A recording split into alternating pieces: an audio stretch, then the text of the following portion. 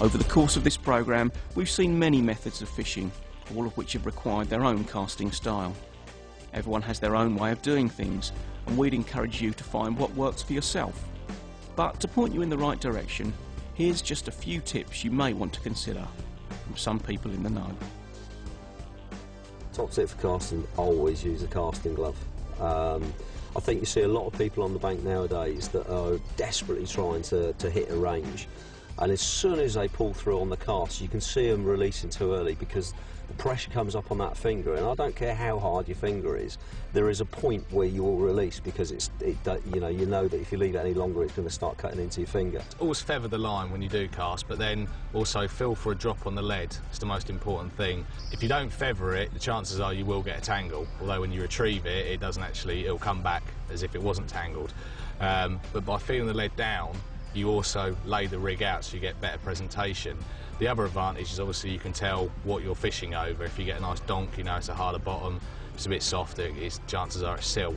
And you can also watch the rod tip with the bounce. If it bounces, you know you've landed on something hard, but that's definitely something that I always do. I mean, one of the most important aspects of my fishing is feeling my lead down through the water. I'm not happy unless I feel that lead tap the bottom. What in effect you're doing, you're casting, and as the lead hits the water, you're sort of putting the brakes on, feathering it down, and just sort of lowering the lead down through the water until you feel that little donk or not. One of the classic things I've seen that people do when they're casting, they underfill their spools. And certainly what I would say is, you know, that's 12-pound line on there. Don't be afraid to perhaps slightly overfill it. You know, you'll find out when you first start casting with it if you have overfilled them because you'll bird's nest and you'll tangle up. But certainly, you know, I always load up my reels. So it's almost waiting to zing off the reel, and it gives you extra yards. You've got to feather your cast. It doesn't matter whether you're spodding, whether you're chucking a marker float out there or putting the rig out. Feathering the cast does a good number of things. One, it controls the distance that you're casting. Two, it's going to slow the lead or whatever it's spod. It's slowing its trajectory so that when it lands on a surface, it's not flying forward at great speed. It's slowed it down, so it's almost like you're dropping it in as opposed to it flying in, you know, which is going to make a quieter landing, spook the fish less. But the one single tip that I've been given and which I use now is to aim high. I see too many people actually aiming at the spot they're trying to land it on, as opposed to aiming above that spot. You know, the lower you aim, the less distance you get. It's as simple as that. If you aim high, keep that action nice and high as well.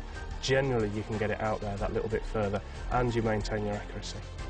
I tend to use a lot of PVA, little funnel web bags, bigger funnel web bags, you know, whether that's crushed boilies, whole boilies.